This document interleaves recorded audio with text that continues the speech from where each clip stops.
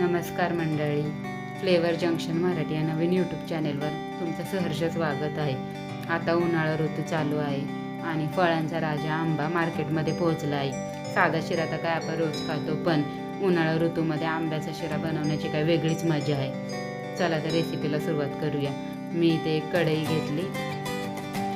कढईमध्ये अर्धा वाटी तूप घेऊया आणि त्यामध्ये 1 वाटी बारीक रवा घेतला. तुमच्याकडे बारीक रवा नसेल आणि जाड रवा असेल तो घेतला तरी सुद्धा चालेल. तो सोनेरी रंग येतोपर्यंत चांगला परतून घ्यायचा तुपामध्ये आणि परततानाच त्यामध्ये ना आपण काजू बदाम घालून घेऊ, म्हणजे ते सुद्धा रव्यासोबत चांगले परतून निघते. आमच्या इथे ना एक फळांचा टेम्पो आला होता. त्यात आईने आंबे, केळी आणि टरबूज आणले होते. त्याने 2 जातीचे आंबे आणले होते. एक बदामी आंबा आणला होता आणि एक हापूस आंबा आणला होता. मी त्यांना म्हटलं की हापूस आंबा कसा आहे? त्या म्हटलं 250 रुपये किलो हापूस आंबा आहे आणि 120 रुपये किलो बदामी आंबा आहे.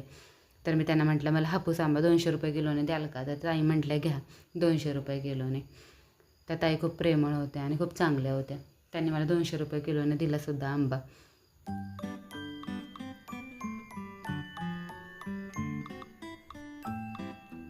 इथे ना अर्धा वाटी मी गाईचं दूध घेतलं आहे.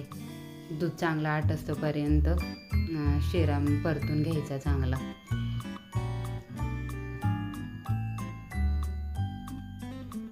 हो का, अशा पद्धतीने.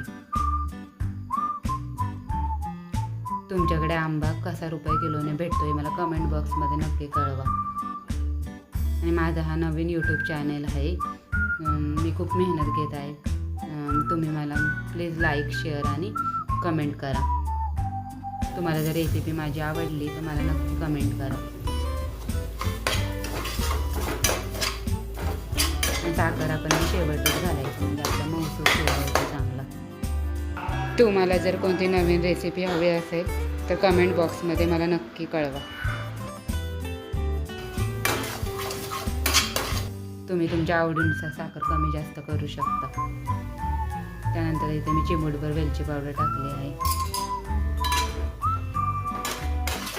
ती सुद्धा आपण चांगली त्या शिऱ्यामध्ये मिक्स करून घेऊ. बघा, अशा पद्धतीने आपला आंब्याचा शिरा तयार झाला आहे.